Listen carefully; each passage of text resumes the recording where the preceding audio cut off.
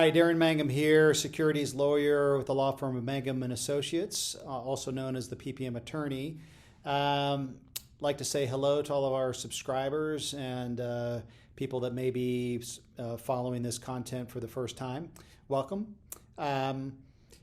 This is we do this not on a regular basis. From time to time, we like to put out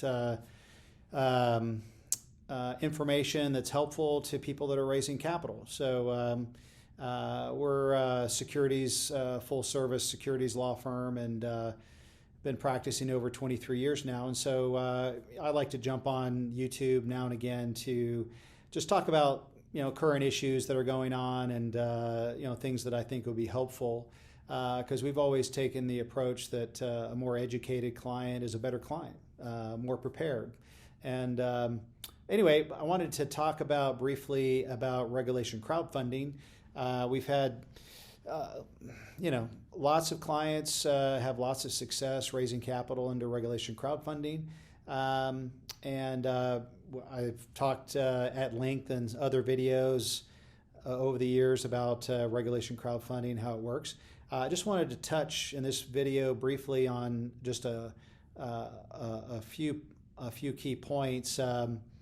As most of you may already know, regulation crowdfunding, the maximum that's you can raise has now been bumped up to $5 million, which makes it a better tool. It used to be limited at $1,070,000, and now it's up to $5 million, which is great.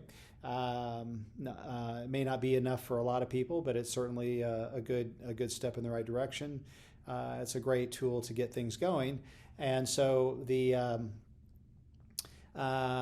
so it makes it a great tool to do that. Obviously, you have to go through a crowdfunding portal.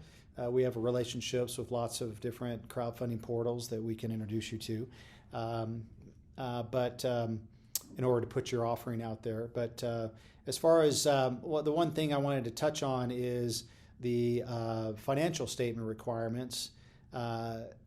The recent, the SEC has adopted recent rule changes regarding regulation crowdfunding in connection with COVID relief, enabling companies to raise capital during the recovery from the pandemic.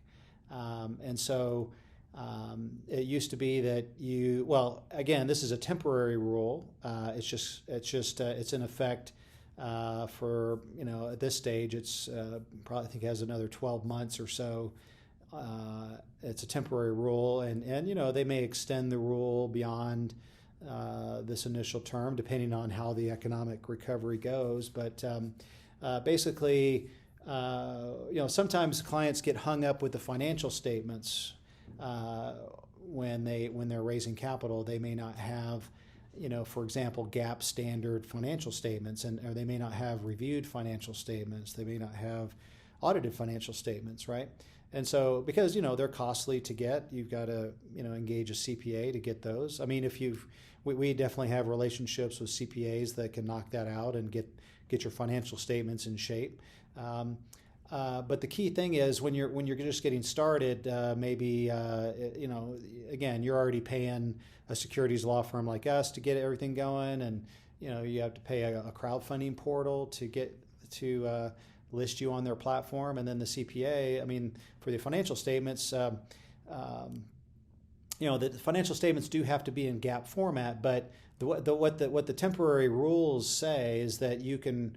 It used to be if you raised less than $107,000 or less, then you could do self-certified financial statements. In other words, just the principals of the company can prepare. I mean, you might have a bookkeeper to prepare your financial statements, or you might even use QuickBooks, however you do it. But you're doing the financial statements, and so.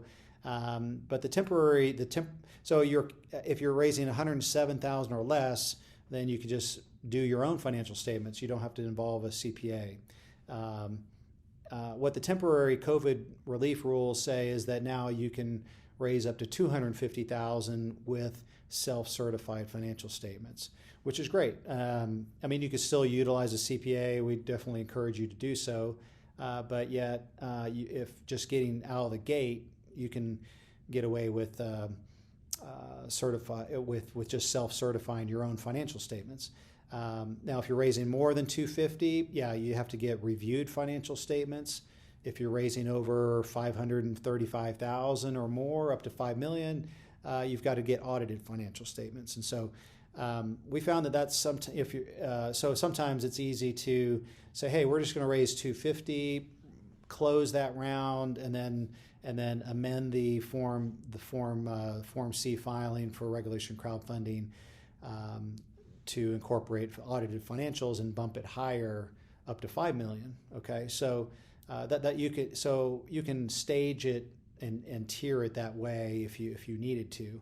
Obviously, if you got audited financial statements, great. Okay, put it at the full 5 million, and you're off to the races. So anyway, those are just some technicalities that I wanted to just share with you guys. That obviously we're here to help, and we're here to help you every step of the way. And so feel free if you're interested in regulation crowdfunding, and if you don't mind having lots of small investors, then great. Regulation crowdfunding is a great tool for that.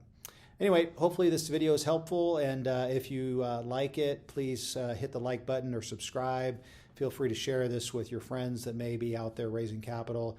Our job is to make sure you're doing it properly and to make sure everything is covered. So as your securities attorneys, that's our primary goal. So be safe, and we'll see you on the next video.